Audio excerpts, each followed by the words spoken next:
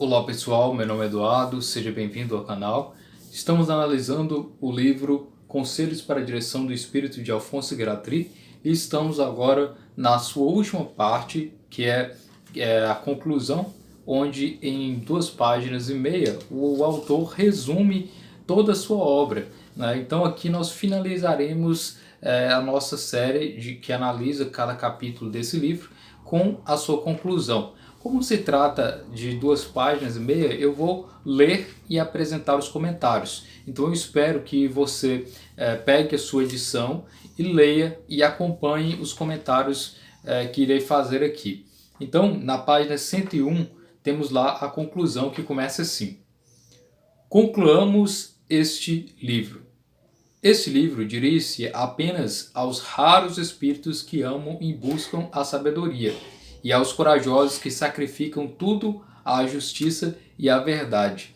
Então aqui ele diz, né, que essa obra é destinada àquelas pessoas que estão preocupadas com a justiça, com a verdade, né, e realmente na sociedade em geral são poucas pessoas que têm essa direção de buscar estudar, de buscar entender o mundo à sua volta, de tentar compreender tudo e tentar buscar a verdade através disso, né? Então por isso ele dedica esse livro, né, direciona esse livro a essas pessoas, que são poucas, mas que são aí aquelas que ele destina o livro, né?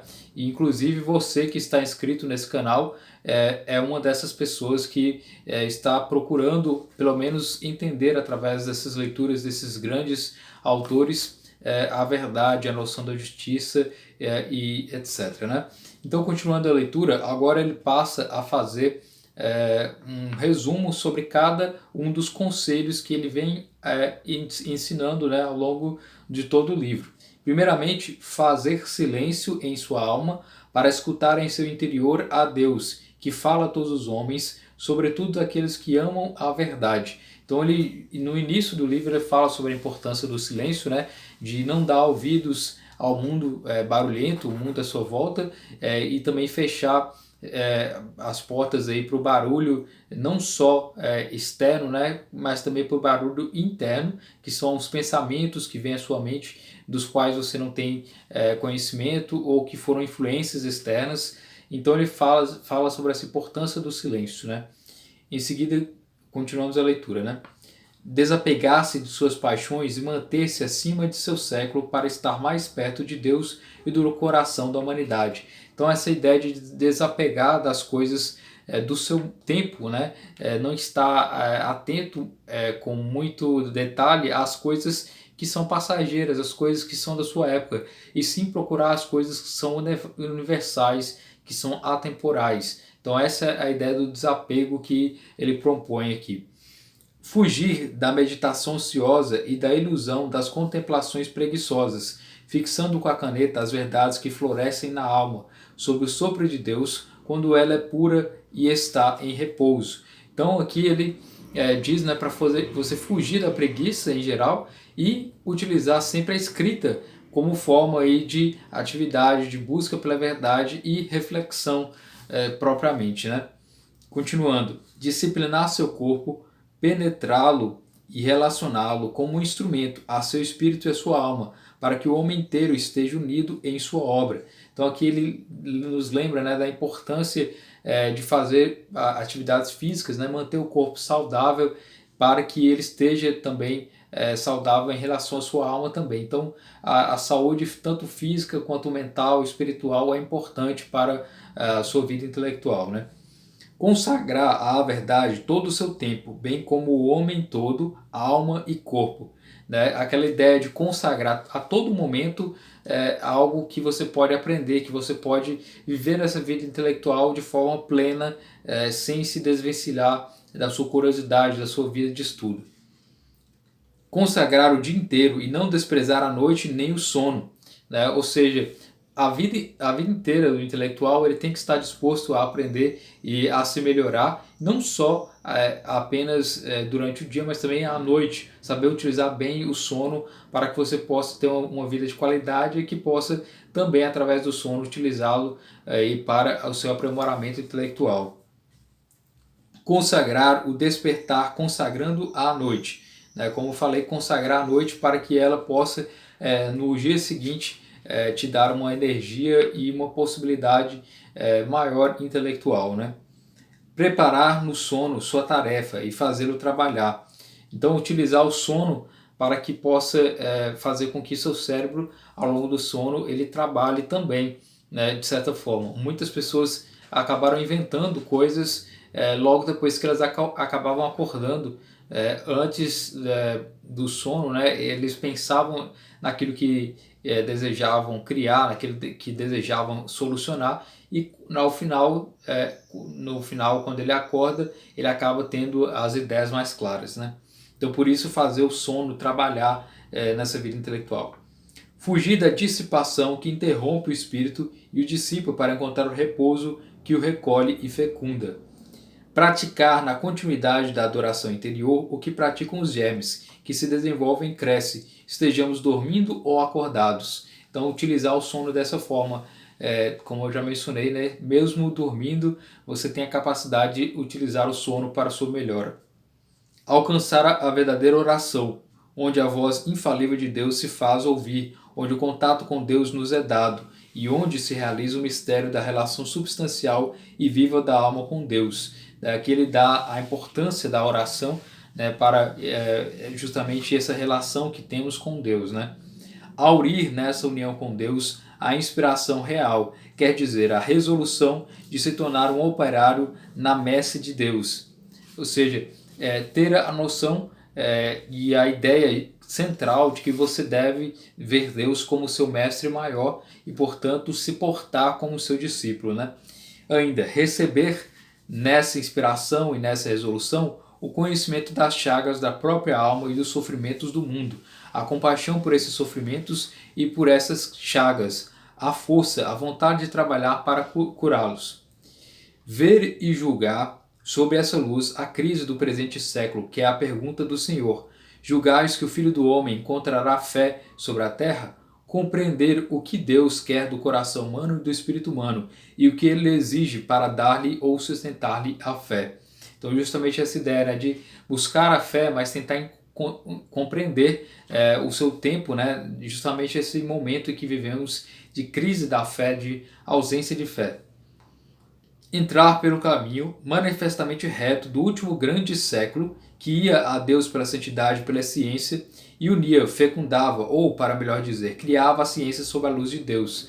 Aqui dizendo sobre o século XVII, né, que o Alfonso de Gratry considera como sendo o grande século, né, de conhecimento que iniciou aí as ciências e que os pensadores aliavam as ideias científicas à sua ideia teológica, né?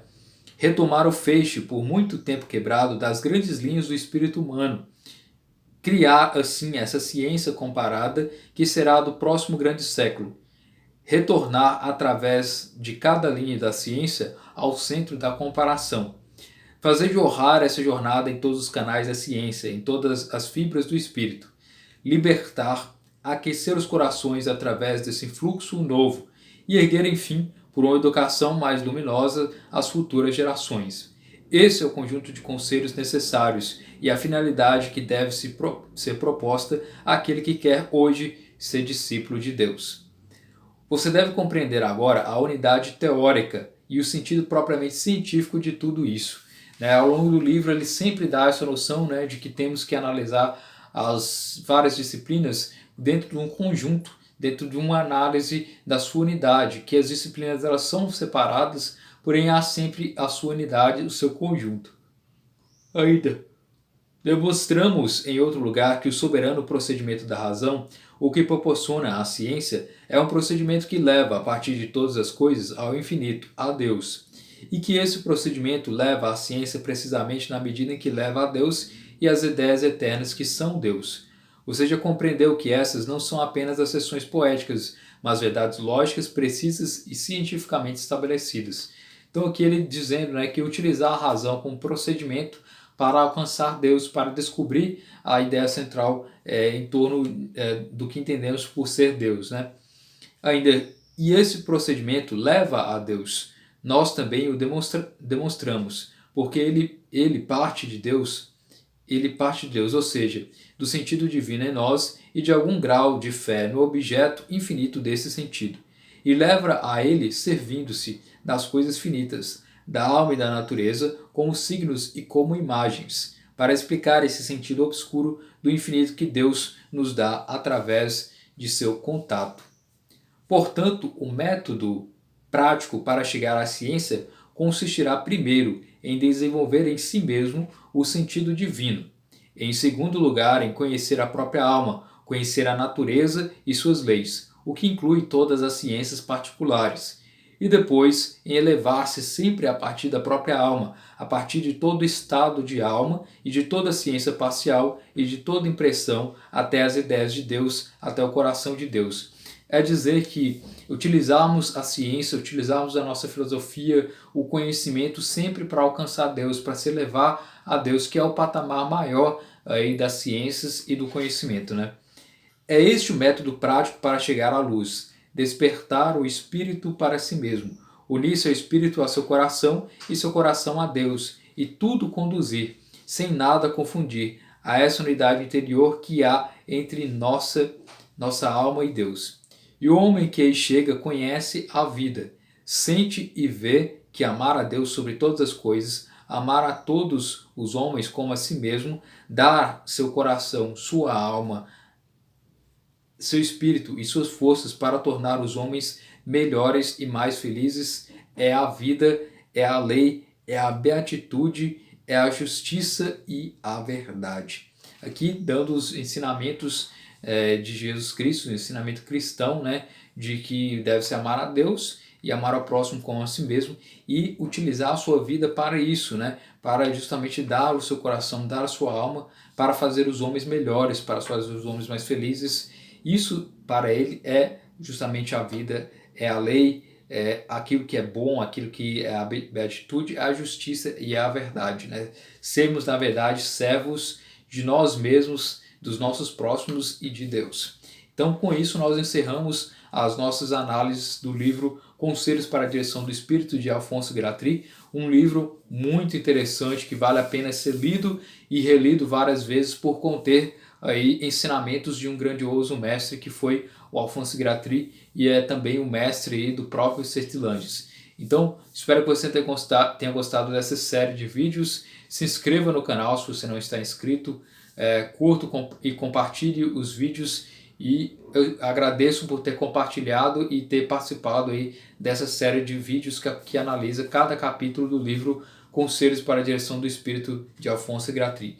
Muito obrigado pela atenção, até a próxima.